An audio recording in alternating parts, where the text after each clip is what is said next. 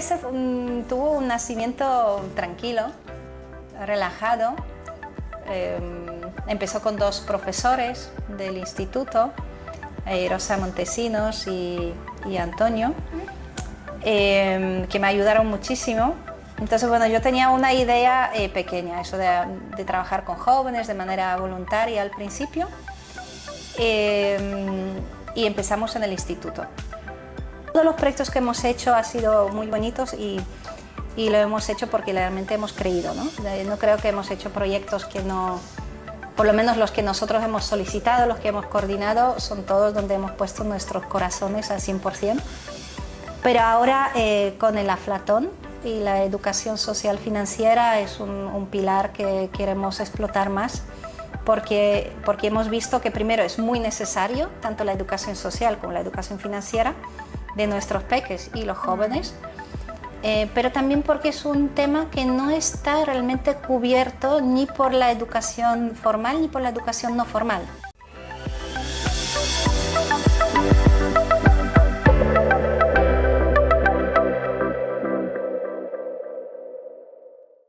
Bienvenidos a Convéncete, un podcast que cuenta historias de personas que han apostado por la vida en el medio rural, de la mano del equipo de AJS.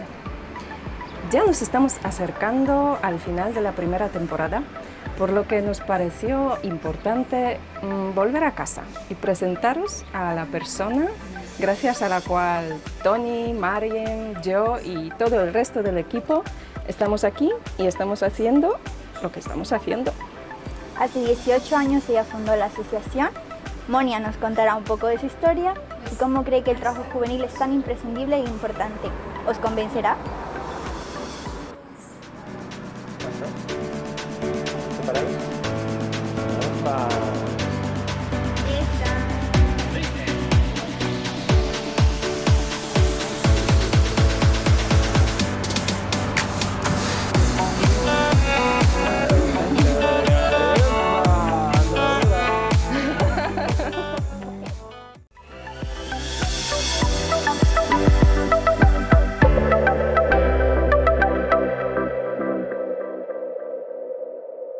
Bienvenida, Monia.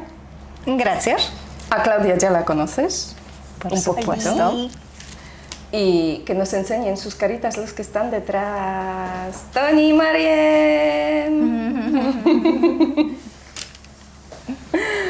Y para comenzar, como siempre, vamos a probar una infusión de la tierra campesina. ¿Qué has elegido y por qué? Sabiduría de diosas. Bueno, primero porque, no sé, suena muy bien. La palabra sabiduría suena muy bien, diosa suena muy bien, la combinación suena muy bien. Y luego, no sé, porque pone ahí como contra sofocos, el equilibrio, digo, bueno, a mi edad, justo lo que me viene bien. Y para empezar, cuéntanos brevemente tu recorrido por el mundo y cómo has acabado aquí, en Arenas de San Pedro. Vale, pues nací en Polonia. Con 13 años mi mamá se casó con un holandés. ¿Con 13 años tu mamá o tú? No, mi mamá se casó años? cuando yo tenía 13 años, así que no. A ver, con 11 años mi mamá conoció a un holandés. Con 13 años nos fuimos a Países Bajos. Hice un Erasmus en Irlanda y luego con 25 años fui con mi nuevo marido, mi primer marido, fuimos a Ecuador, estuvimos ahí 3 años, lo que supuso para mí escuela de vida, creo, y luego volvimos a Países Bajos, estuvimos 2 años, luego fuimos a España, espera, no, ya es que me he equivocado, porque antes estuvimos en España, fíjate, entonces, cuando estuve estudiando, hice un posgrado en España. Luego volvimos porque pensamos hacer un voluntariado y para eso no había en este entonces de estos programas de voluntariado que hay ahora, tuvimos que trabajar, así que volvimos a Países Bajos, trabajamos 2 años, ahorramos el dinero, buscamos una organización y fuimos a Ecuador. Y justo antes nos casamos, así que tuvimos luna de miel de 3 años. ¡Wow! Muy bien, como debe ser. ¿Cómo debe ser? Ahí nació nuestro primer hijo y luego ya volvimos y un poco, no sé, de inercia volvimos a España, porque los dos conocíamos ya el español. Literalmente nos cogimos el atlas diciendo a dónde vamos, pero Países Bajos no nos llamaba atención, Polonia tampoco, ningún país de habla alemana, porque claro, íbamos por los idiomas que hablamos, ningún país de habla inglesa, mal tiempo, así que fue España. Así que dijimos, venga, pues vamos a España, y todos los ecuatorianos, que era una ola migratoria hacia España e Italia, decían, ¿dónde vais? Y nosotros, a España, y decían, vosotros también. Eso lo recuerdo. Y nada, y vimos España. En España hicimos de nuevo un recorrido, pues Granada un año, Sevilla otro año, y al final acabamos en Arenas de San Pedro. ¿Y por qué en Arenas de San Pedro? Porque ya teníamos 2 niños pequeños, buscábamos algo para poder conciliar familia y trabajo. Mi ex marido, pues él había estudiado turismo, entonces un poco eso, coger una casa rural o un hostal, hotel, era como lo más... Yo ahí estaba ahí animando, digo, venga, lo podemos hacer. Y se dio la oportunidad en Arenas de San Pedro un hostal. Estuvimos buscando en Andalucía y luego él lo encontró en Arenas de San Pedro. Y yo dije, ¿pero a dónde vamos? A Arenas de San Pedro. Y vinimos aquí solo para verlo, pero yo le dije, de ninguna manera, yo tengo una beca en políticas migratorias en Sevilla. Entonces digo, bueno, pero no perdemos nada a verlo. Y recuerdo eso, como despertarme en el coche y entrar en Arenas, y vimos Sierra de Gredos y los 2 escaladores, 2 montañeros, y nos quedamos prendados de la sierra. Así que fue nada, hablar creo que media hora con la dueña. Nos pareció en este momento demasiado rápido para decir lo compramos. Así que dijimos, bueno, lo tenemos que pensar. Y fuimos a Playas Blancas, al camping, y nos sentamos ahí en el borde de la piscina, nos miramos y yo le dije, ¿entonces qué? ¿Lo compramos? Y yo, lo compramos, ya está. Y así nos quedamos. Rápida. Eso. ¿Y cómo pasaste de tener un hostal a una asociación juvenil? ¿Cómo nació AJS? Bueno, eso era, bueno, para mí yo pensé que estaba muy claro el acuerdo, pero luego, años después, para mi marido pareció que no estaba tan claro. Pero claro, yo le dije, mira, yo te ayudo, yo te apoyo en el emprendimiento, en hostelería, pero luego yo me busco mi vida porque yo soy profesora de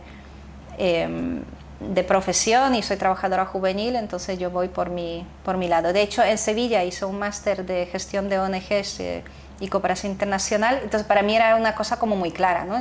Yo la ayudo, pero luego ya voy mi camino. Y así fue, pues un año después de haber cogido el hostal, pues una noche me desperté, como todo encajó, le desperté a él y dije, ya lo sé lo que voy a hacer. Y le comenté y así nació AJS. Ya. ¿Y qué hace AJS? Una buena pregunta. Es que AJS tuvo un nacimiento tranquilo, relajado.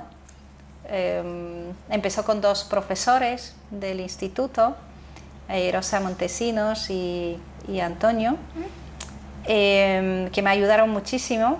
Entonces, bueno, yo tenía una idea pequeña, eso de trabajar con jóvenes de manera voluntaria al principio. Y empezamos en el instituto. Y entonces, bueno, yo como tenía el hostal, tampoco era una cosa económica, tenía que salir una cosa muy, muy rentable. Y empezamos con un grupo de jóvenes en Ecuador, entonces era un proyecto paralelo que se hacía en Ecuador y aquí en Arenas con una clase del instituto. Y teníamos una vez al mes una conferencia, videoconferencia con ellos. Era muy bonito porque estos jóvenes procedían de un pueblo de la montaña, de la provincia de Chimborazo, y estos jóvenes, ellos iban solo al colegio los fines de semana, porque de lunes a viernes ellos trabajaban en la tierra, en el pueblo. Entonces los únicos días que tenían para poder educarse eran los fines de semana. Entonces recuerdo esas videoconferencias como muy reveladoras, ¿no? Para nuestros jóvenes, para los que empecé, era como, ¿pero cómo? ¿Pero cómo que trabajáis? ¿Pero cómo que no vais al colegio? Y ellos decían, ¿pero cómo que no trabajáis? Entonces fue muy bonito. Y después de 2 años, bueno, el instituto, la verdad que muy bonito, pero presentaba muchas limitaciones, ¿no? Limitación en el horario, en el espacio. Entonces, bueno, pensé, igual nos podemos independizar. Y lo pregunté a los jóvenes en este entonces, dije, oye, si creamos un grupo juvenil fuera del instituto, ¿vendríais? Y había 4 que dijeron que sí. Y digo, bueno, pues 4 es suficiente. Y hablé con la Casa de la Cultura aquí, nos cedieron una sala, la biblioteca, y fuimos allí. Y de 4 rápidamente se hicieron 8, rápidamente 12, y así nació el grupo juvenil. Entonces, bueno, pues de esto, de ese primer impulso que siempre ha sido el objetivo de crear un espacio para jóvenes diferente a la educación formal, trabajar temas que estaban en su interés, pero también lo que yo intuía que deberían saber, ¿no? Un poco cómo funciona el mundo, cómo son las diferentes realidades, ¿no? Trabajamos con adolescentes, entonces para ellos no es tan claro, ¿no? Las cosas. Recuerdo cuando hicimos algún juego de viajes, pero eran viajes como si fuesen ciudadanos de un país que necesita visado, ¿no? Y recuerdo ellos entonces tenían sus 15, 16 años y decían, pero ¿cómo que no puedo viajar? Pero tengo pasaporte. Digo, ya, pero es que no tienes visado, entonces si no tienes visado no puedes, ¿no? Y esa consternación de estos jóvenes entonces, ¿no? Que se les abría la mente y creo también un poco el conocimiento a valorar lo que tienen, ¿no? Y lo que muchos jóvenes no tienen, pues yo creo que eso al final es la esencia de AJS. Y luego a lo largo de los años pues ha ido, bueno, con todo el equipo, vosotros ya habéis también visto, ha ido más bien profesionalizándose, ¿no? Pero yo creo que la esencia, siempre intentamos cuidar esa esencia, ¿no? De ese espacio de encuentro, un espacio donde caben todas las... A ver, tampoco sé si todas, pero que caben muchas ideas, muchas opiniones y que se puede debatir sin juzgar, ¿no? Y entonces, donde los valores, al fin y al cabo, esperamos, ¿no? que ganen entre ellos. Y ya está, y así seguimos, solo que con más. Yo quería preguntar si hubo algún momento, no en esa noche que despertaste a tu ex marido y dijiste, ¡ah! No, antes o en algún momento te hizo clic cómo surgir, cómo concretar ese paso. No, yo creo que ha sido un proceso. Para mí ha sido un proceso, creo, lento. Yo sí observo a otros emprendedores, siempre admiro esa, no sé si esa valentía o ese conocimiento que tienen. Para mí el emprendimiento ha sido algo muy nuevo porque de mi familia yo no tenía referentes de emprendimiento, ninguna. Y siempre, años, siempre me preguntaba, ¿cómo es eso de emprendimiento? ¿Cómo alguien se hace emprendedor? Y eran años, si no décadas de intentar entender en qué consiste el emprendimiento, mientras yo hacía mis pasos, ¿no? Pero sí, entonces yo creo que es un proceso lento de descubrir, de equivocarte, de decir, pues si no por aquí, pues entonces por allí. También, como dije, ¿no? Tuvimos yo lo empecé como una iniciativa realmente particular y luego poco a poco pues ves que quieres seguir con ella y si quieres seguir con ella pues necesitas ayuda, formas tu equipo, pero entonces este equipo necesita estabilidad, ¿no? Entonces es como de A te lleva a B, B te lleva a C, ¿no? Entonces si necesitan estabilidad pues necesitamos ingresos, ¿de dónde sacas los ingresos? Primero eran ingresos muy puntuales. Luego dices, no, pues ahora la estabilidad, entonces ya tiene que ser algo más estable, ¿no? Que las personas en las que inviertes no se te vayan, pero digan, oye, me puedo quedar aquí porque económicamente me merece la pena, ¿no? Aunque siempre pienso que por la economía nadie se queda en AJS, pero bueno, ya me gustaría, igual de aquí en 10 años. Sí. Yo quería preguntar, hablando de procesos, que nos estás contando y que todo es un proceso, está el proceso de emprender en un mundo rural. ¿Cómo te fue en eso? ¿Qué te hizo? ¿Qué apoyos tuviste? Es una buena pregunta. Yo siempre pienso que a mí me hubiese gustado tener algún maestro o alguna organización como AJS que me pudiese haber ahorrado muchos pasos, ¿no? Que yo soy súper autodidacta. Entonces, bueno, espero que nosotros ahora cumplimos esa función para otras personas, ¿no? Lo rural, bueno, yo nací en una ciudad grande, en Polonia, luego en Países Bajos siempre he vivido en ciudades. En Ecuador fue la ciudad más grande que he vivido, que es la capital, Quito, y es donde me llegó el momento de decir, ya está, ya creo que ya estoy cansada de ciudad. Sin embargo, volvimos a España, bueno, pasamos por Granada, por Sevilla. Sevilla fue como, bonito para ser turista, pero no para vivir.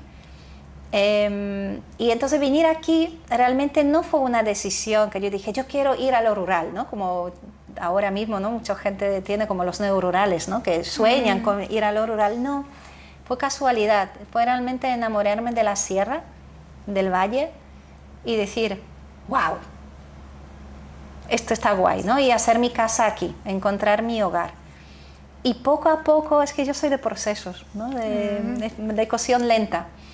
Y entonces poco a poco fui valorando, conociendo el valle,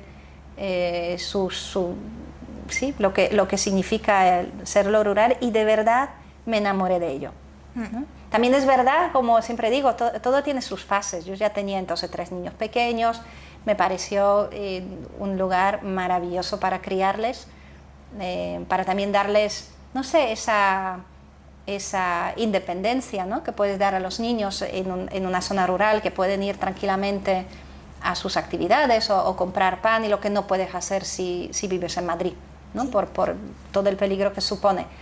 Entonces, pues un poco. Y luego apoyo, pues eso. Apoyo creo que muchos y pocos a la vez. Quiero decir, me he sentido siempre muy acogida en Arenas, pero desde el día 1 he conectado con gente tanto de fuera como de aquí, los arenenses, y siempre me he sentido muy, muy en casa. Entonces, así, al nivel de personas me he sentido acogida. Al nivel institucional me pareció siempre cuesta arriba, un poco. Quizás allí sí que me topé más con lo de que eres de fuera, ¿no? Pero no tanto yo como Moña, quiero decir que me imagino que todo el mundo lo tiene, y tanto también los españoles que vienen de fuera, ¿no? Es que en lo rural es una identidad muy propia, y nunca acabas siendo del todo de la comunidad, ¿no? La gente te puedes gustar a la gente o puedes disgustar a la gente, te pueden admirar o no, te pueden respetar, pero nunca va a ser de la comunidad. Y bueno, esto te puede enfadar o entristecer, pero también para mí es como, también lo entiendo.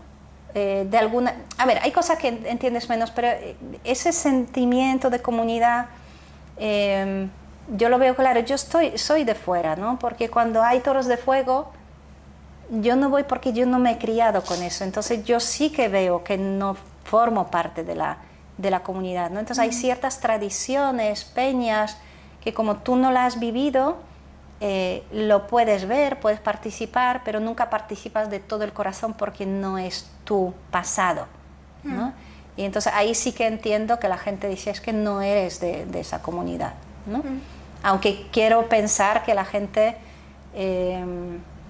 tiene la sabiduría, ¿no? Y la gentileza de poder ver que también los que no somos de la comunidad de toda la vida aportamos y que queremos esa comunidad tanto como ellos. Sí, totalmente. Hablando de un punto muy importante que yo creo que hablamos un poco de las instituciones locales, cómo te recibieron, hay otro punto muy importante, muy personal, que son las familias. Y como nos dijiste que no era una palabra, emprender no era una palabra muy conocida en tu familia, ¿cómo reaccionaron ellos cuando montaste todo a JS? ¿Mi propia familia? Sí. Se han criado con ellos, yo creo que no saben mejor. No sé, yo creo que mis hijos desde el pequeño. El primero se crió realmente en AJS, era la mascota del grupo juvenil junto con su amigo Álvaro. Pues ellos entraron con 10 años porque era como, mamá, podemos venir. Y entonces, claro, eran todos los jóvenes, eran más mayores en este entonces, tenían como entre 16 y 18 años, y estos dos chicos eran las mascotas. Ellos venían ahí a incordiar realmente, pero no sé, los jóvenes les tenían ahí con cariño. Y luego ellos ya se quedaron, ellos realmente hicieron su vida en AJS. Luego mi segundo hijo fue desde el principio, dijo, no, pero tal cual, no. Grupo Junior, madre mía, venga Emilio, vamos, tal, no. Y vino un año, pero se quedaba ahí, en la pared, y no participaba. ¿Puedes decir rápidamente qué es Grupo Junior? Pues Grupo Junior nació, eso sí que es una historia muy bonita, porque eso fue al raíz de mi hija y sus amigas, Shana y Laila, que tenían sus, no sé, 7 añitos, algo así. Decían, ¿cuándo podemos venir a JS? ¿Cuándo podemos venir? Y claro, nosotros teníamos la regla 12 años mínimo para entrar. Y entonces un año estuve hablando contigo, Lucy, y dije, es una pena porque si les hacemos esperar tantos años, igualmente cuando lleguen a los 12 años ya no querrán. Entonces igual necesitamos crear un grupo para más pequeños, ¿no? Y entonces les dijimos a las 4, porque ahí estaba también Eva, le dijimos a las 4 de 7, 8 años, le dijimos, si encontráis juntos 8 niños que quieren hacer Grupo Junior, entonces empezamos Grupo Junior. Y encontraron 10. Wow. Y recuerdo cuando dije, ya tenemos 10. Y entonces ya nos miramos con Luz y digo, pues nada, pues ha nacido Grupo Junior. Bien. Y así fue. Entonces, claro, Maya, por ejemplo, sí que fue la peque, ¿no? Como con el corazón y todo, justo contrario de Emilio, que Emilio estaba ahí y su mejor amigo le decía, me decía, Moña, ¿y por qué Emilio está enfadado? Y decía, ¿por qué no quiero jugar?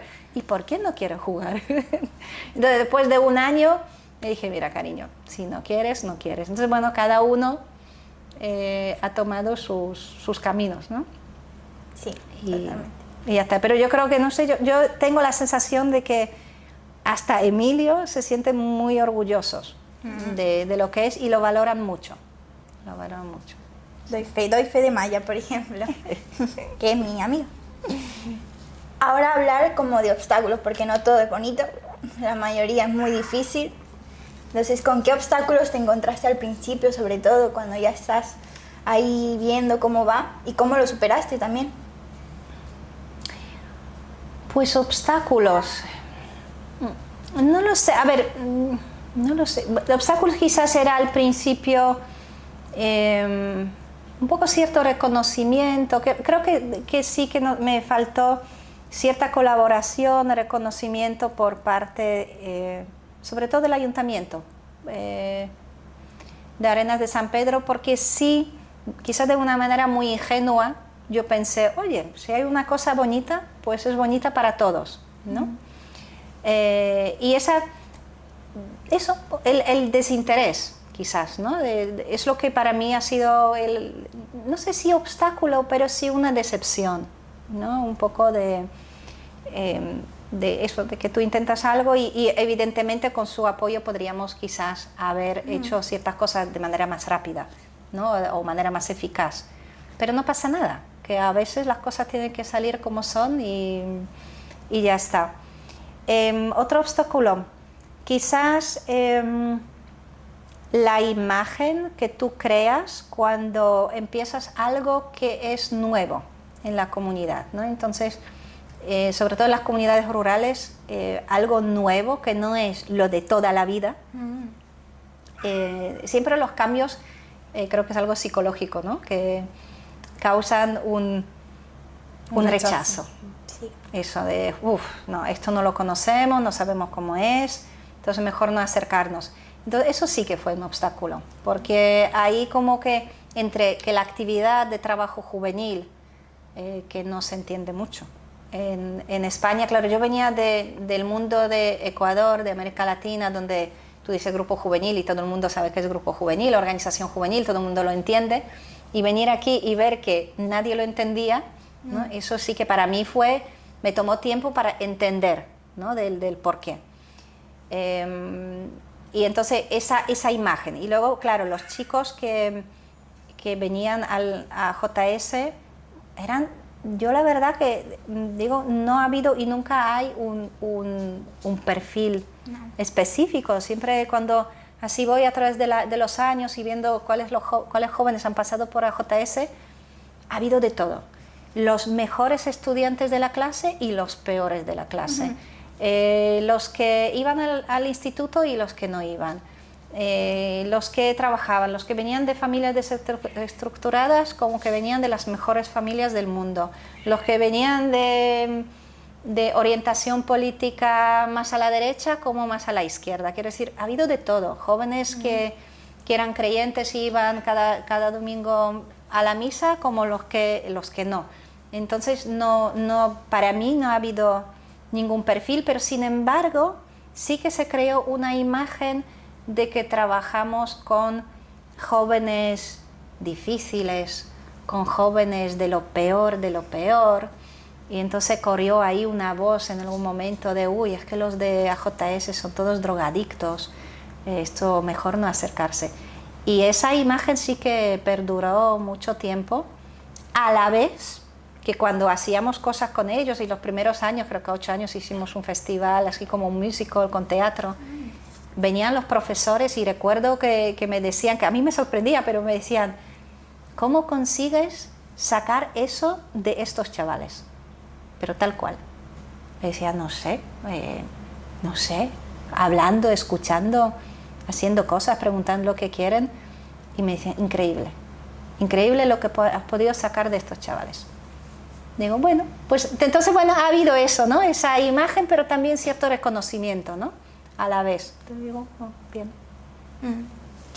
Ahora en otro aspecto, que es como el rol de la mujer emprendiendo y todo eso, ¿has sentido en algún momento resistencia o algún tipo de obstáculo o sentimiento simplemente de ese rechazo a lo mejor? No lo sé.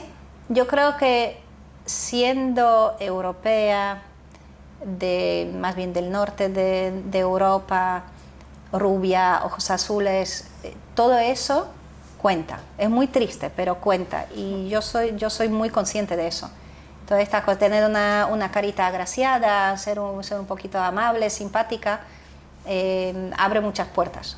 Y hay una diferencia muy grande si viene una mujer como yo, ¿no? De las características que he dicho, o viene una mujer latina.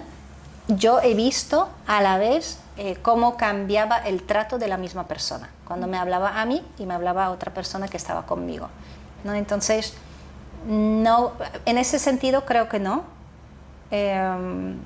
pero sí podría preguntarme si hubiese sido diferente si en vez de ser yo Moña hubiese sido Ricardo con la misma iniciativa. Igual siendo hombre podría haber llegado a más, pero no lo sé, es un supuesto que tampoco no lo sé. Sí. Y ahora lecciones te da todo, lecciones te da la vida, te da todo, pero ¿qué lecciones has aprendido tú como fundadora de esta asociación? Qué lecciones, madre mía, qué preguntas más difíciles. Hemos buscado bien.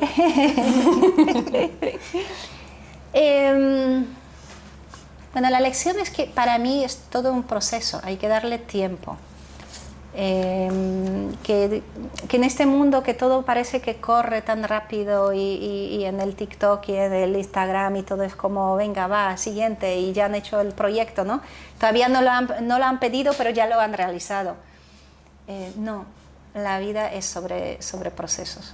Y también si queremos el impacto, porque eso escucho mucho de gente joven, sobre todo, quiero hacer impacto.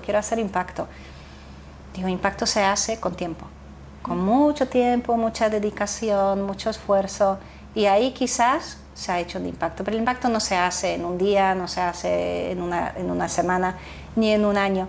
Entonces creo que para mí esto es un poco la lección. Y luego, no sé, para mí, lección quizás también para otros, ¿no? Que están en el mundo asociativo, organizaciones, ves que siempre surge el mismo problema de la continuidad, ¿no? Alguien ha tenido una idea, se ha dedicado a esta idea, pero luego se ha frustrado porque siente que está solo o sola, ¿no? O porque ya se ha cansado y le hubiera gustado que alguien siga con la idea, pero no hay nadie.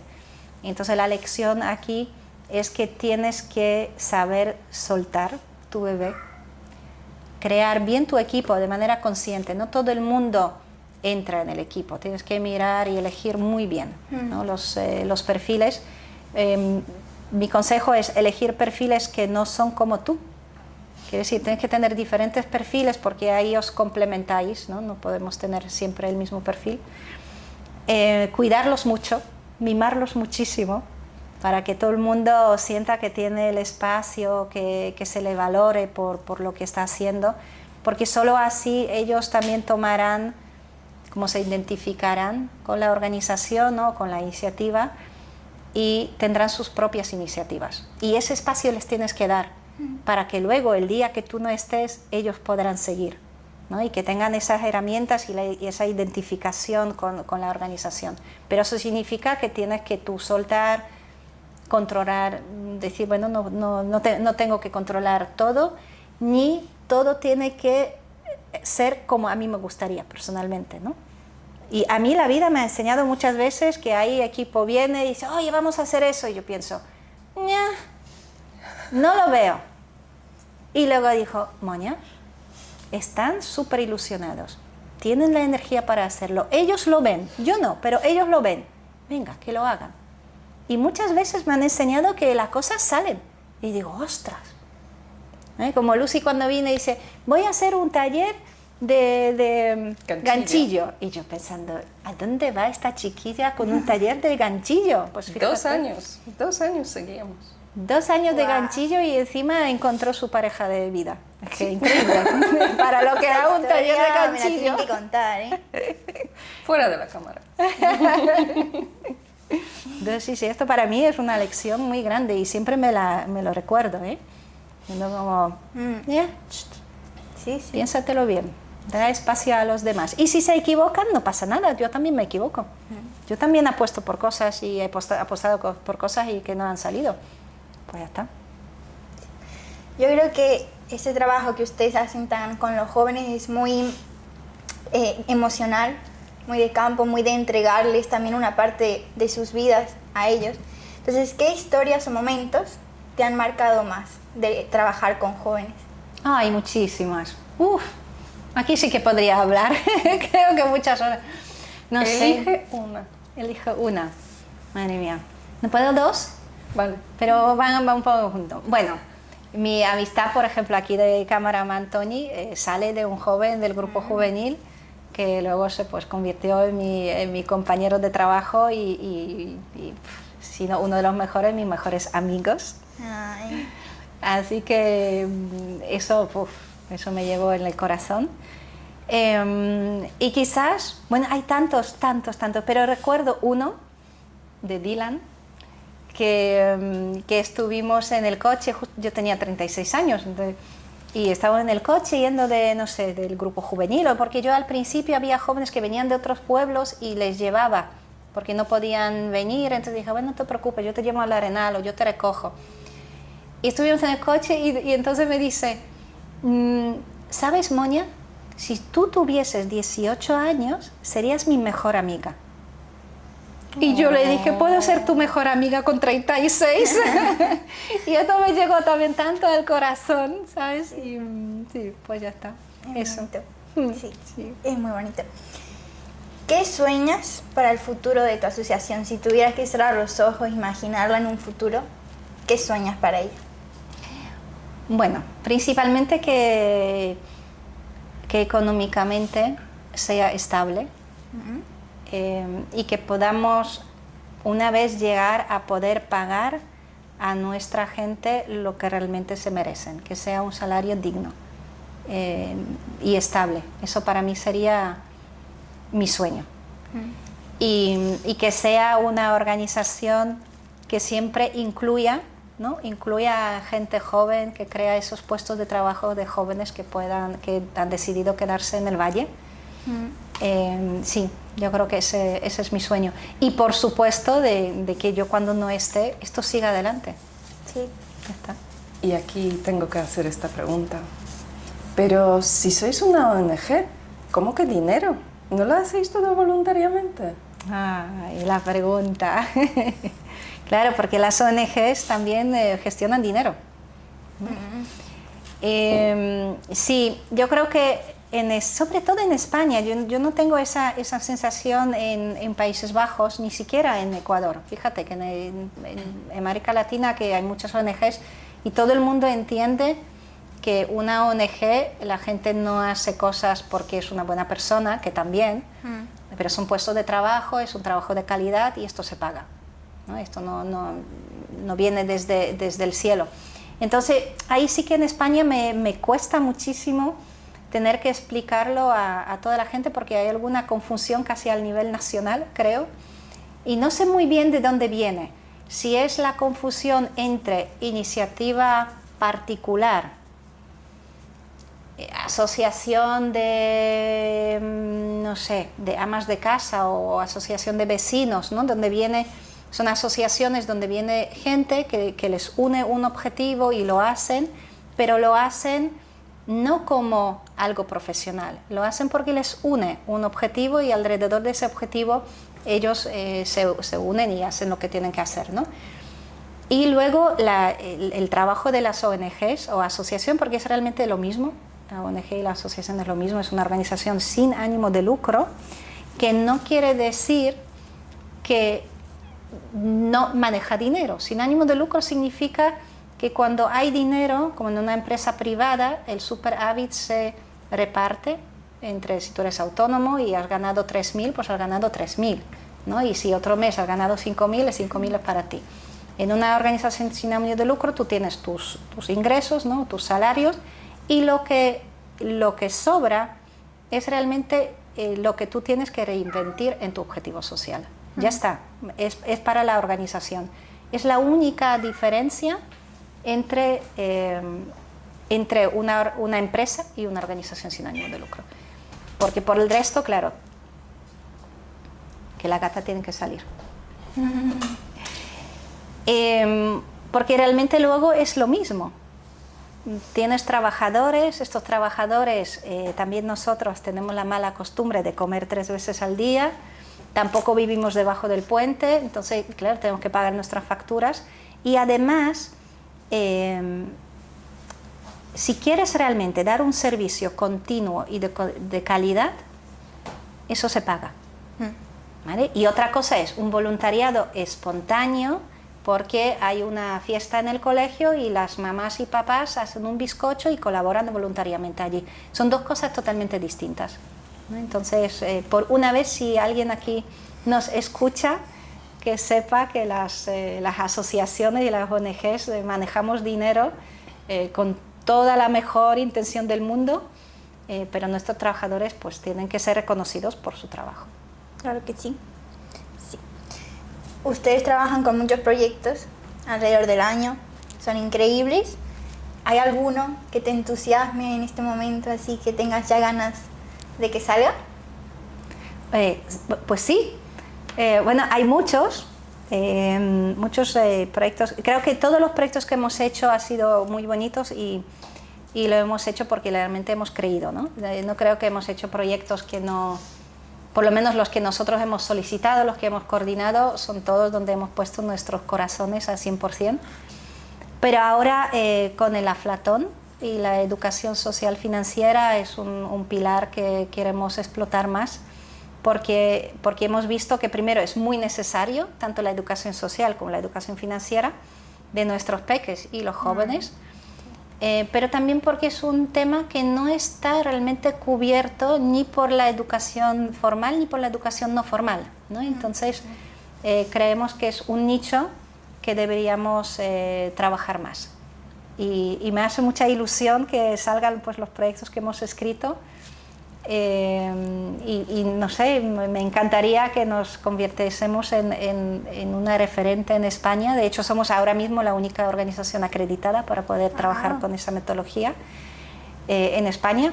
Entonces, bueno, pues sí, ahí creo que todos depositamos muchas esperanzas y tal y como está el mundo, que es cada vez más complicado, creo que ese tipo de educación es muy necesaria. Sí, importante. Ahora volviendo a emprender, ¿qué mensaje tú, con ya un poco más de conocimiento y todo, qué mensaje le darías a una mujer o a una persona en general que quiera emprender, pero desde lo rural? Vale, pues primero, desde lo rural muy bien, porque si no invertimos en lo rural, nuestros pueblos se van a quedar vacíos, y no tanto vacíos, se van a quedar museos al aire libre. Y eso ya pasa con muchos pueblos también en nuestra zona, donde la gente solo viene los fines de semana para disfrutar, consumir la naturaleza, consumir las fiestas del turno, pero estas personas evidentemente no colaboran con el municipio, no aportan al municipio, ni siquiera pagan sus impuestos aquí. Quiero decir que dejan su dinero pues, en la hostelería, pero bueno, esto te hace al final un parque de atracciones. Y ahí, no sé, quizás un mensaje para todos los políticos, sobre todo en nuestro querido Valle del Tétar, pero también en todas las zonas rurales, porque es un tema no solo español, es un tema europeo. Hay que tener unas políticas a largo plazo, a mucho más largo plazo, para ver qué queremos realmente, porque nuestros problemas se están quedando sin gente. Y bueno, pues la cosa es, ¿queremos seguir como seguimos y en 20 años convertirnos en un museo del aire libre, o queremos realmente pueblos vivos? Y para eso pues necesitamos políticas que atraigan jóvenes, que hagan posible que los jóvenes se puedan quedar, pero no solo que se puedan quedar. Yo creo que los jóvenes que han nacido en lo rural necesitan salir de su pueblo, necesitan ver otros horizontes, aprender de los demás, pero lo que sí que también necesitan es esa semilla plantada, ¿no?, en su cabeza, que hay futuro más allá de las ciudades y que hay futuro más allá de Madrid y Barcelona, si nos referimos a España, ¿no? Entonces te puedes salir, pero luego te puedes o volver a tu pueblo o puedes ir a cualquier otro pueblo. Quiero decir, yo he venido, bueno, he hecho un recorrido muy, muy largo y he acabado aquí, ¿no?, en el Valle del Tétar. Entonces todo es posible. Y volviendo a la mujer o a la persona que quiere emprender, yo creo que yo lo que haría o lo aconsejaría es encontrar a alguien, un guía, un maestro, o un curso, puede ser que un curso, ¿no? Pero uno bueno, ¿eh? Hay un montón de cursos de emprendimiento que no te llevan a ningún lado, pero uno bueno, un curso bueno no puede durar meses, tiene que ser una cosa rápida para que te dé justo ese empujón que necesitas para poder salir. Pero no hacer 6 cursos de emprendimiento. Si tú estás haciendo cliente de cursos de emprendimiento, no vas a emprender en tu vida, ¿no? Porque el emprendimiento no es sacar un 10 en un examen, no es ser un buen estudiante en un curso, ¿no? El emprendimiento es al final tener las agallas y hacer el primer paso y aprender de tus errores y seguir adelante, ¿no? Ser resiliente y seguir. Entonces eso para mí sería un poco, ¿no?, buscar una persona o algo que te podría inspirar, que te podría dar ese apoyo de conocimiento, pero luego dar el paso. Porque hasta que no des el paso, no puedes saber qué vendrá después. Entonces no te puedes preparar al 100%, te puedes preparar solo para el primer paso. Sí, totalmente. Ahora esa pregunta a mí me da mucha curiosidad, ¿eh? Porque yo siempre los veo trabajando, son todos unas máquinas así, yo siento que no duermen prácticamente. Pero entonces aquí viene, ¿cómo tú equilibras tu vida personal con la vida laboral, con la responsabilidad de la No la asociación? equilibro. Eso es mi lucha personal, creo, de toda mi vida. Un comentario, no lo veis, pero allí atrás Tony y Marion se están descojonando un poco. A ver, tengo que decir que cuando dejé la hostelería, mi objetivo personal era encontrar ese equilibrio. Porque yo cuando combinaba la AJS hostelería, pues trabajaba 7/7. Pero claro, entonces te tienes que rehacer económicamente, eso trabajas mucho. Y luego, bueno, pues luego vienen cosas de la vida, te enfermas, lo que sé, y claro, la vida te da palos, ¿no? Y entonces es mi lucha, es mi lucha. Yo intento tener un día a la semana libre y con eso ya creo que es un éxito. No he llegado a un fin de semana todavía, estoy en camino. La cosa es que, claro, nuestro trabajo también es muchas veces o lo haces o ¿sabes? Los trenes pasan una vez, las oportunidades y los tienes que coger. Y a veces es muy difícil programar. El calendario, bueno, del equipo aquí presente, los últimos 2 meses han sido una locura, demasiada. Pero claro, es una cosa un poco de, claro, ¿cómo lo haces? Porque de repente tú pensabas que tenías una cosa aquí, otra cosa aquí, otra cosa aquí, pero luego te llaman y dicen, no, es que no puede ser en mayo, tiene que ser en junio, pero ya tenías algo en junio, entonces ya tienes 2 cosas, y luego te llaman que no, que la deadline ahora se ha anticipado y tienes que no sé qué, entonces se juntan a veces tantas cosas que dices, ¿y qué hago? Nada, pues me lo curro. Sí, sí, sí. Ya está. Ahora hablando, bueno, de esos momentos difíciles, a lo mejor de no parar y tal, ¿qué te motiva a seguir? Incluso en esos momentos difíciles o en los bajones o cuando no ves resultados. Ah, no, siempre hay resultados. Bueno, mi equipo. Sí, mi equipo, la gente, todos me hacen seguir. Es que no, de ninguna manera me siento sola, nunca me siento sola. Me siento más acompañada que una. Estoy súper, no sé, bendecida con ello. Sí. Y ver esa ilusión, ¿no? de gente que te rodea, que trabaja contigo, con todas sus frustraciones también, ¿eh? Que no creas que esto es tan... Pero luego ves la chispa en cada uno en su mirada y dices, ¡ay! Y luego ves a los jóvenes que se lo pasan súper bien y dices, ¡ay! Y luego ves a los niños y dicen, ¡ay, te quiero! Te ven a un voluntario, ¿no? Ves a los voluntarios que nos visitan, todos los años alguno viene y nos visita y dices, ¡jo! Hemos hecho algo, ¿no? Ese impacto de que hablamos, digo, pues todo eso te hace seguir. Sí.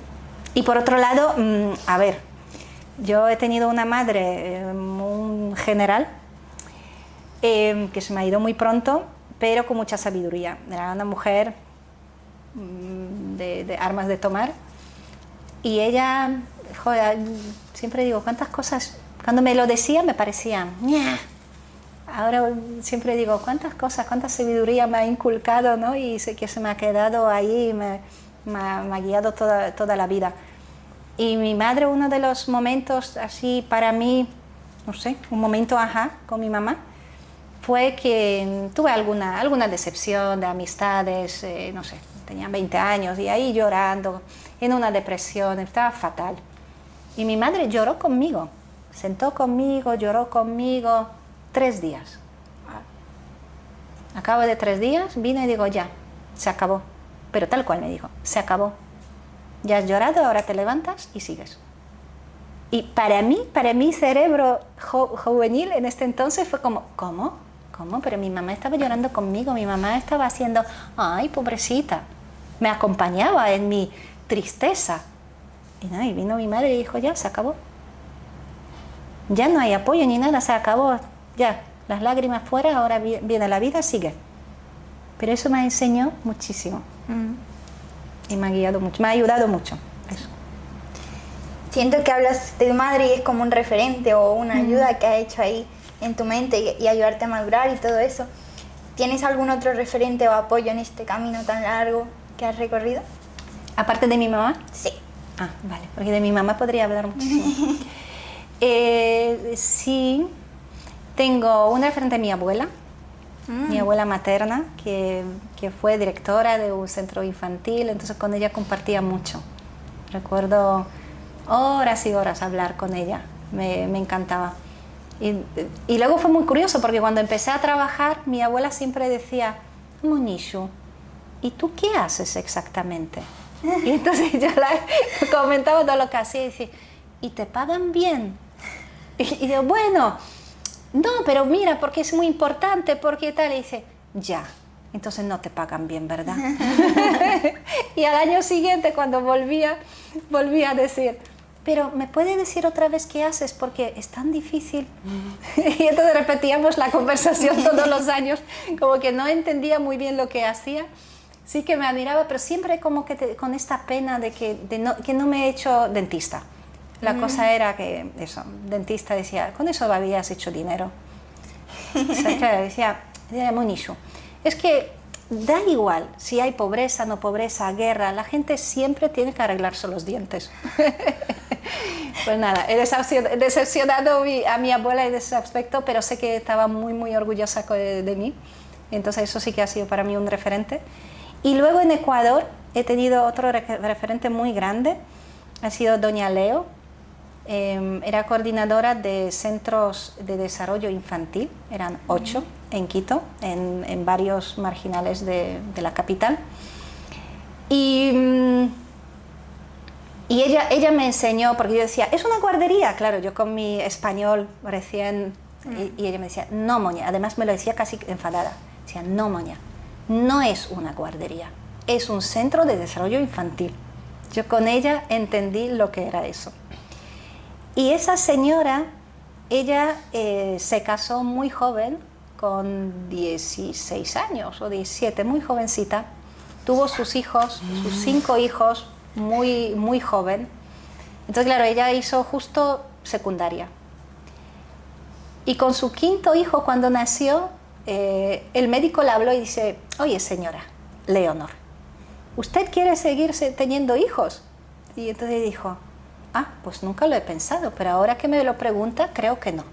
Creo que ya estoy. Y entonces dijo, bueno, tienen 2 opciones. Se puede esterilizar o puede hablar con su marido. Y ella dijo, en Ecuador, en estos años, y dijo, no, yo he hecho ya mi trabajo, ahora toca a mi marido. Y yo creo que fue el primer quiteño al que hicieron la operación. Y cuando su hija, ella tuvo 4 hijos y la primera era una hija. Cuando su hija fue a la universidad, ella se matricula con su hija en la universidad. Y juntas se graduaron en pedagogía y su hija luego pues la sucedió en la dirección de los centros de desarrollo infantil en Quito. Y para mí esto ha sido Qué hermoso. mi ídolo. Sí. Sí, totalmente. El mundo cambia y todo cambia, ¿no? Y hablando de esos cambios, en el pueblo, más bien la juventud del pueblo ha cambiado desde que se creó la asociación. ¿Tú notas esos cambios? ¿Qué ha cambiado? No sé si han cambiado, la verdad. A ver, siguen siendo los mismos gamberros de siempre. Yo creo que el entorno ha cambiado, los jóvenes no tanto han cambiado. Creo que los jóvenes, los adolescentes en sí siempre quieren ver sus fronteras, sus límites, y eso no cambia nunca. Yo creo que nuestra generación también lo tenía, ¿no? Pero sí cambia el contexto. Y yo creo, pero igual me equivoco, pero me parece cada vez más que el contexto se hace más difícil, más complejo. Y eso ya me decía mi madre, fíjate, mi madre decía, no te envidio porque me parece tu vida mucho más difícil para criar hijos que fue la mía. Pues ahora yo lo digo también, porque claro, yo creo que nosotros teníamos más fácil de que había una sola oportunidad, entonces la cogías o no la cogías, ¿no? Mis hijos ya han tenido, o la generación antes, han tenido quizás 3 oportunidades, tenían que ya elegir. Ahora están saturados de oportunidades, no saben qué elegir y entonces no eligen. Muchas veces no eligen, ¿no? Se quedan ahí como pasivos, plasmados, decir, madre mía, no sé qué hacer. Y luego las redes sociales creo que sí, eso sí que ha cambiado, porque yo cuando empecé, pues empezaba a entrar el 20, que era la única red social en este momento. Yo todavía venía de correo electrónico, entonces era como, ¿cómo me comunico con vosotros? Y yo, por 20. Y yo digo, ¿pero qué es 20? Eso es lo bueno de trabajar con jóvenes, que siempre te quedas joven, te actualizas, ¿no?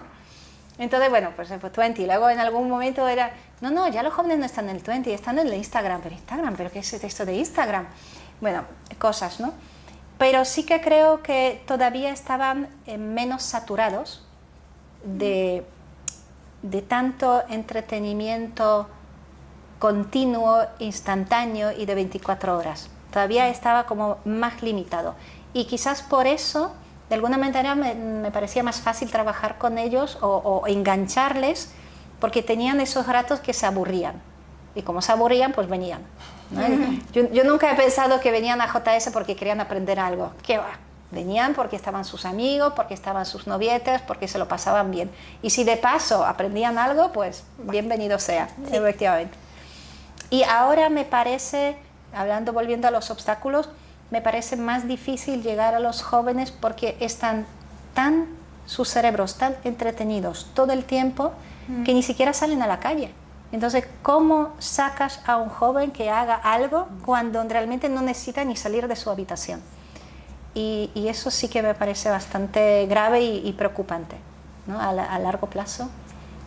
Pero por el resto, no, siguen siendo adorables. La esencia está ahí. La esencia está ahí y todavía me encantan los adolescentes. Siempre le he dicho, lo que más me encanta son adolescentes. Trabajo ahora, bueno, hemos tenido que delegar cosas, trabajo mucho menos con ellos, pero siempre va a ser mi edad preferida. Gracias. De nada. Y hablando de que te gustan mucho los adolescentes, si mañana despertaras y el pueblo estuviera todo lleno, todo fuera dirigido por adolescentes, ¿qué crees que se cambiaría primero? Si algo tuviera que cambiar, ¿qué cambiaría? Uy, es una buena pregunta. Ojo, me encanta trabajar con adolescentes, no quiere decir que los idealizo. Creo que lo suyo es un equilibrio entre adultos y adolescentes, no puede ser solo adolescentes. De hecho, tenemos en literatura pues el famoso libro de, ayúdame, Los niños en la isla, El rey de la mosca. Y es literatura de hace 100 años que comenta justo cómo niños, se trata ni siquiera de adolescentes, son niños que se ven solos en una isla y entonces se ven obligados a crear como una sociedad. La sociedad que crean los niños es un horror. Yo recuerdo haberlo leído y no poder dormir una semana, ¿no? Entonces, y eso también tenemos que tener en cuenta, que ser niño no quiere decir que todos los niños son inocentes, ser un adolescente no quiere decir que ahí está toda la sabiduría inocente, no, hay de todo. Adolescentes ya están en camino para adultez, ¿no? Y hay de todo. Entonces, y evidentemente tienen muy buenas ideas, pero no necesariamente las herramientas o la experiencia para llevarlas a cabo de una manera constructiva, ¿no? Entonces, yo siempre abogo que haya un equilibrio, ¿no? entre las dos partes, y eso quiero decir, esto para mí quizás también es, yo en un momento cuando cumplí 38 años pensé, Moña, pero tú ¿cuánto tiempo te vas a quedar en trabajo juvenil? ¿No? Porque cuando eres joven es una cosa obvia, ¿no? Pero cuando ya eres más mayor y dije, bueno, pues hasta que me necesita el trabajo juvenil, porque el trabajo juvenil no es solo juvenil, ¿no? Se necesita mucho conocimiento que no es tan juvenil para hacerlo. Entonces, bueno, pues eso, que si fuera adolescente, no lo sé, la verdad. Me gustaría pensar que hubiera muchas cosas, pero también viendo las noticias, viendo los votantes de partidos muy extremistas, me preocupa una cierta parte de jóvenes. Sí. Y tú, si tuvieras una barrita mágica y pudieras cambiar una cosa en el Valle del Tietar para mejorar la vida de la gente aquí, ¿qué cambiarías? Una sola cosa. Una sola cosa. Vale. Pues yo creo que cambiaría me gustaría que hubiese, digamos que cada pueblo, dentro de lo posible, pudiese tener un consejo juvenil real, con una colaboración real de las instituciones, ¿no? Y que quizás pudiese haber un consejo juvenil más del valle, ¿no? De la comarca, porque creo que así los jóvenes se sentirían mucho más arraigados, mucho más en contacto con la comarca, con las raíces o simplemente con el entorno, porque viven aquí, y más implicados, y eso haría también que su actitud para el futuro fuese diferente, ¿no?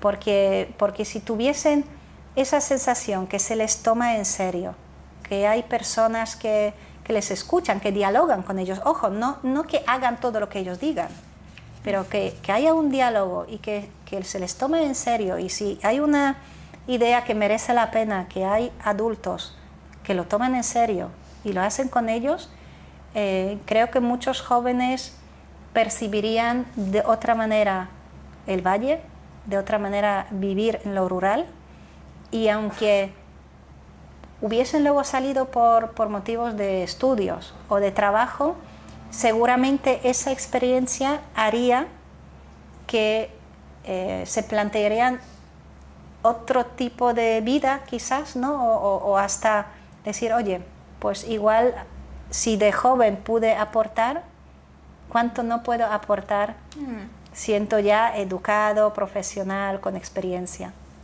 Sí, eso desearía. Y has dicho que toda la vida, antes de venir aquí, vivías en ciudades grandes. ¿Hay algo que echas de menos de las ciudades? No, rotundo no. ¿Y qué te aporta vivir en un medio rural? El contacto con la naturaleza. Creo que con los años siempre me ha gustado la naturaleza, soy más de deporte, entonces, bueno, la montaña siempre ha sido mío. Pero ahora con los años, con la experiencia, me doy cuenta la importancia que tiene el contacto con la naturaleza, ¿no? En el desarrollo de una persona, en el bienestar también mental, físico, en el desarrollo del niño, ¿no? Simplemente el ver el color verde, ¿no? Dicen que eso ayuda en el desarrollo del cerebro. Entonces sí, la naturaleza, a mí la naturaleza es como aquí, ¿no? Es que miras y ves la montaña y te calmas. Sin embargo, en una ciudad tú miras y ves otro edificio, ¿no? Ves otras personas. Entonces eso sí que me aporta. Y luego, ¿qué me aporta más? Me aporta, quizás porque he vivido en ciudades grandes, lo bonito, de alguna parte, en las ciudades es mucho anonimato, y en algunos momentos de tu vida te gusta ser anónimo, que nadie te conozca, pero yo sí que aquí he valorado mucho ese no anonimato, ¿no? Que sales a la calle y la gente te conoce, y que la gente te saluda y tú saludas a la gente, que la gente se preocupa uno por otro, que vienes al bar y te dicen café americano con leche de avena, y dices, ¡ay, qué bonito!, ¿no? Eso no te pasa en la ciudad. Entonces sí, eso me aporta mucho. Y antes te ha preguntado Claudia qué ha cambiado a lo largo de los años que estás aquí, y qué crees que va a cambiar dentro de 10 años. ¿Cómo será el Valle del Tietar en el año 2035? A ver, yo creo que lo que ha cambiado, por mi percepción, y quizás cuando hablo con gente mayor, lo que ha cambiado o ha ido en aumento son las fiestas. Yo siento eso, y vivo aquí casi 20 años, y es como, venga, más fiesta, ¿no? Para mí, que siento, viniendo de Países Bajos, que es bastante austero y no tenemos tantas fiestas, ningún pueblo tiene su patrón, no tenemos fiestas de patrón, ¿no? Es una cosa para mí desconocida. Entonces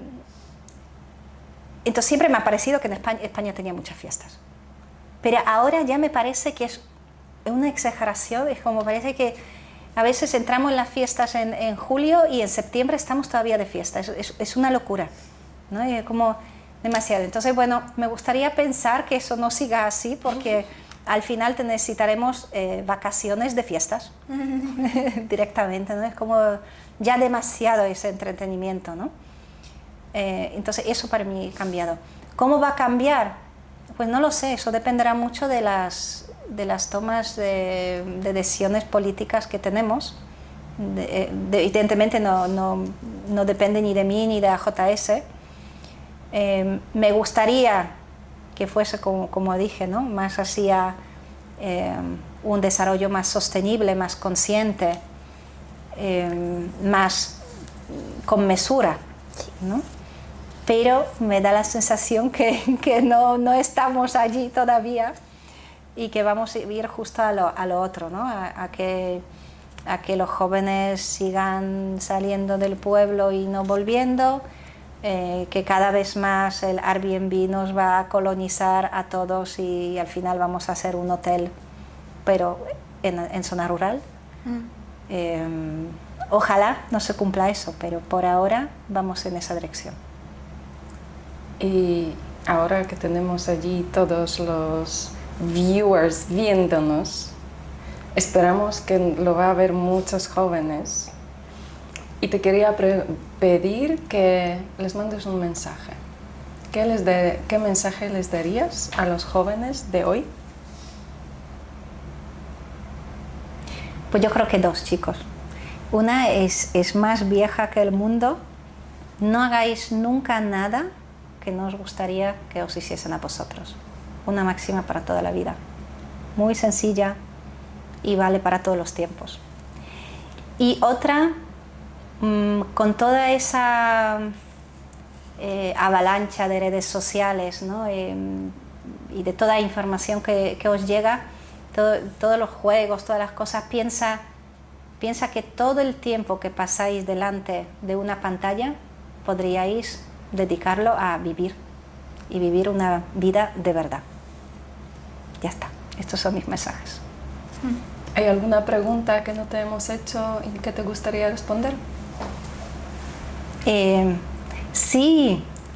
¿Qué me gusta hacer en mi tiempo libre? ¿Qué te gusta hacer en tu tiempo libre? Claro, Moña? porque hemos hablado solo de mi trabajo, de cosas muy serias. Y Moña no es solo trabajo. Cuéntanos. Pues me encanta la montaña. Me encanta la montaña. Creo que lo has mencionado una vez. Sí.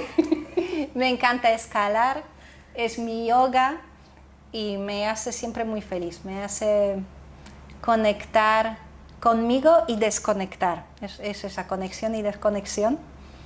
Y sí, y un poco de adrenalina también hace que se me olvida todo, literalmente todo, y es solo como yo, la roca, Menos mal. la cuerda y el compañero en que tengo que creer y confiar a 100%. ¿Y cuál es la siguiente montaña que vas a subir? Ay, pues Ararat, en Turquía. Sí, sí, sí. Bueno, a ver si la subimos porque nuestro entretenimiento o nuestro entrenamiento no va muy bien, pero confío que tenemos cabezas fuertes, así que lo vamos a ¿Cuántos lograr. metros de altura tiene? Pues 5.100 algo. Ay, no. Yo no. Buena suerte. Ay, bueno. Muchas gracias. Qué horrible. Pero no es qué escalada, es solo andar, es realmente andar subiendo y... No, gracias. Yo me quedo aquí. Me mandan fotos, por favor. Lo haré. Yo tengo una pregunta un poco personal. Venga. Pero es sobre amor. Amor bonito. Es que yo veo a Luis Periamón y digo, qué bonitos que son. ¿Cómo fue Luis, volverse a eres el enamorar? marido de Moña. Ah, sí. ¿Cómo fue volverte a enamorar? ¿Estabas abierta al amor? ¿O llegó así? Llegó. Los amores me llegan, la verdad, siempre. Pero no, yo pensaba que no era ni el momento.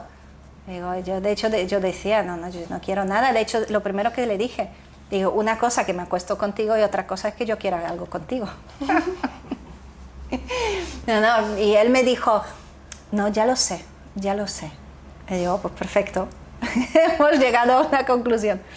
No, sí, pero luego sí el amor llega. Una cosa que te llega a un hombre que te pueda parecer atractivo, pero sí me llegó. Y me llegó en un momento muy difícil realmente momentos dos difíciles, entre que yo estaba enferma y entre que teníamos a un chico, a Niki, que en paz descanse, en nuestra casa. Y bueno, pues había una situación con Niki muy extrema en casa. Y entonces cuando tuve que ir con Niki al hospital a ingresarle, y era una situación muy violenta también para mí, y le dije, ¿puedes ir conmigo? Y me dijo, claro. Y me acompañó en todo, y fue muy difícil. Todo eso fue muy difícil.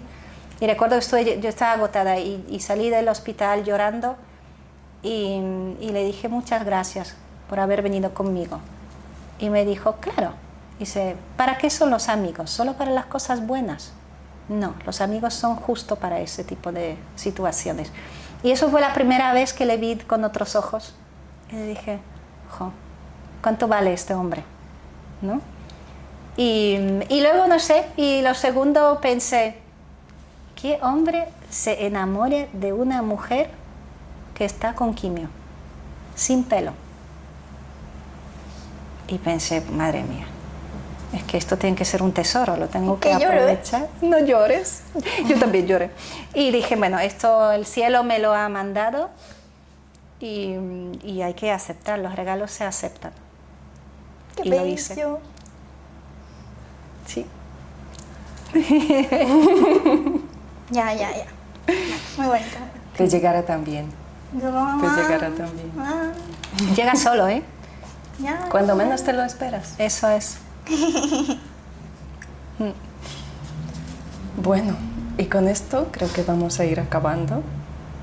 Y muchas gracias, Monia, por compartir tu historia y por toda la labor que has hecho y que estás haciendo para los jóvenes, tanto en Arenas como en todo el valle, porque gracias al movimiento que tú has empezado, tenemos cada vez más jóvenes como Claudia, activos, abiertas a nueva experiencia y con una conciencia social muy importante. Y para eso el trabajo juvenil no solo es importante, es imprescindible. ¿Y a ti? ¿Te ha convencido?